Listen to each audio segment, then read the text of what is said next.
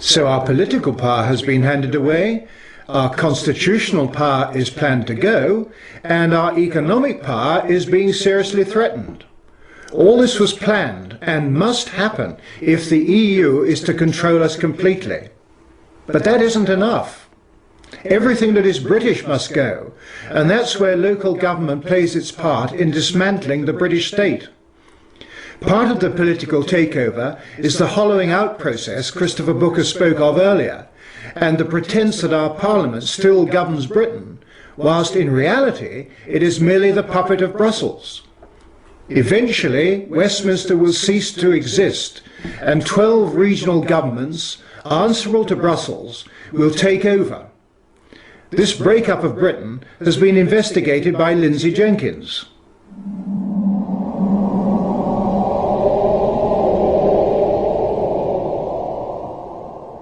For generations, we in the United Kingdom have enjoyed democratic local government.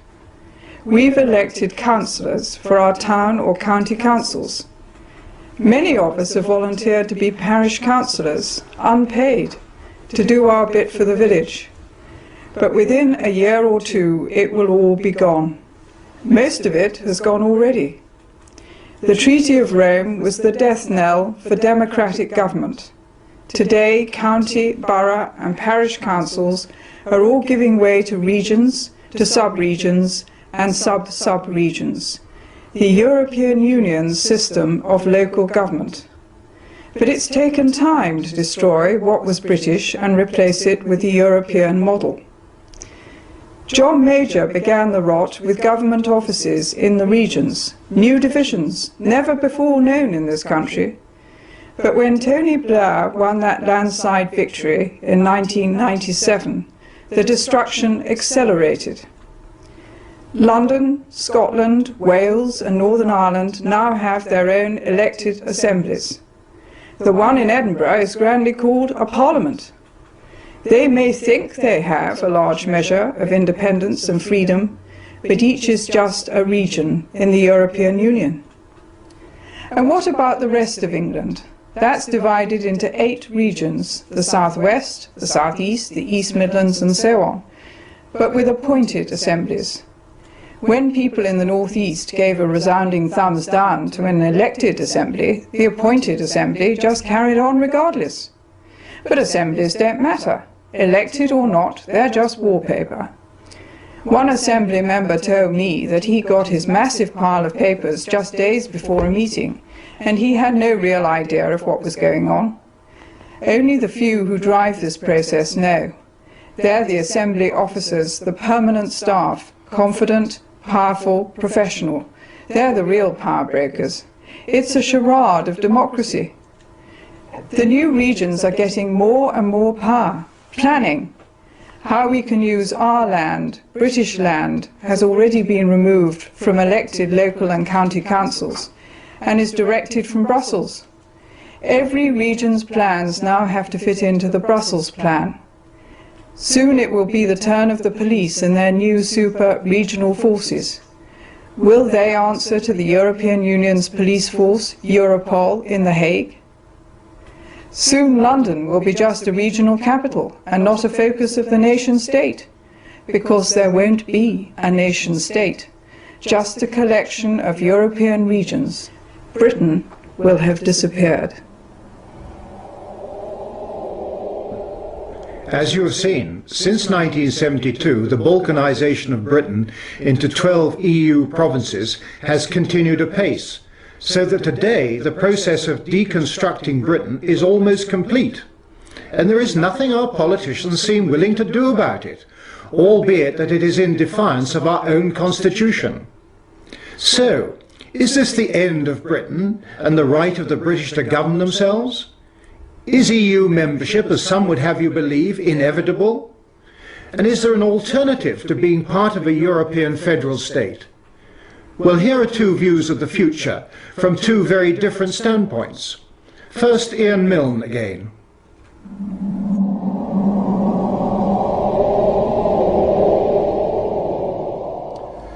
The story of the next 50 years is going to be the rise and rise of the world outside the EU. where the other 94% of the population of the planet lives. In that vibrant, growing 94%, the independent, self-governing nation is the rule, not the exception. Our English-speaking cousins in America, Canada, Australia, New Zealand, South Africa, Singapore are proud to be self-governing nations. The world's second biggest economy, Japan, is proud to be a self-governing nation. So are those coming superpowers, China and India. For all these countries, big and small, the idea of surrendering the power to govern themselves, as Britain has done, to a supranational bureaucracy, and a corrupt one at that, is literally incomprehensible. We're the third biggest trading nation in the world, ahead of Japan, and the fifth biggest economy in the world. We're the headquarters of the Commonwealth, that voluntary association of English-speaking, self-governing nations, with members on 6 continents and almost a third of global population. So the claim that we'd be isolated outside the EU is pure, unadulterated nonsense. Just think of the benefits of reclaiming our independence by leaving the EU and joining that growing 94% of the world. First, trade. We already do 50% more of our trade outside the EU than with the EU. And our exports outside the EU are growing faster than our exports to the EU. We'd focus on the Asia-Pacific region, which is currently growing 5 times as fast as the EU. We'd resume our seat and vote at the World Trade Organization. We'd resume our trading alliances with our friends in the Commonwealth. And we'd strike up new ones with the Asian tigers. Not least, free of the immoral EU Common Agricultural Policy, we'd help the poorest nations in the world by offering them free access to our own markets. Second, defence. It's NATO that's kept the peace in Europe, not the EU. Free of the EU, we'd be able once again to refocus our efforts on NATO, not as at present on the European army that the French and Germans are determined to foist on us. Third, we save huge amounts of our own taxpayers' money. No longer will we hand over £13 billion a year to the EU, a sum that would buy us 12 new hospitals or 4 new aircraft carriers every year. And, as the Chancellor has admitted, we'd save an awful lot more by throwing off the burden of regulation we don't need and by being outside the ruinous Common Agricultural Policy. But most important of all, we'd got our democracy back. That's what getting back sovereignty means. Our own Westminster MPs would once again have the sole power to run our government, a power they've now abandoned to the EU. And we, the citizens, through our right to hire and fire them, would get back control of our own government. After withdrawal, what happens? We continue as members of the United Nations, of NATO, of the Commonwealth, of the World Bank, and so on. We make it clear to the rest of the EU that they're our friends and allies. We keep free trade and free movement of capital with the rest of the EU, because they'll be desperate to keep on selling us BMWs and Renaults and Camembert cheese. We're their biggest single customer worldwide. They sell us far more than we sell them, which means that more of their jobs depend on trade with us than on the other way round. Finally, how do we get out? It's simpler than you'd think. First, we get the support of the British people in a referendum, and then we repeal the 1972 European Communities Act, by which we joined the then common market. That's all we have to do. The rest is detail. There is much more we could have told you about the European Union. The fact that it operates a system of bookkeeping enabling massive and continuing fraud, resulting in its own auditors failing to accept and sign off the books of account for any of the years since 1994. The fact that all the important decisions affecting you and I are taken behind closed doors, in total secrecy, and the fact that all the people who make those decisions are unelected to those positions, unaccountable to anyone, and largely unknown. But time does not permit. Whatever happens from now on depends very much on you. You must make up your mind as to what kind of country you want to live in, and in which your children can grow in freedom. If you are disturbed or concerned by what you've seen in this film, please don't take our word for it. Check it out for yourself. A list of books, pamphlets and other sources are included at the end of this film. Vladimir Bukovsky spent a total of 12 years in Russian psychiatric prisons and labour camps for defending human rights during the 1960s and 1970s. His last period of imprisonment was in 1971. He came to the West in 1976 and now lives in Cambridge.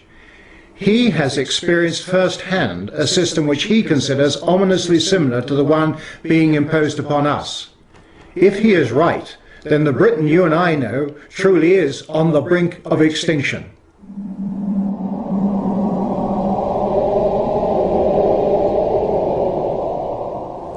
It is really puzzling to me that having just buried one monster, the Soviet Union, another remarkably similar one, the European Union, is being built.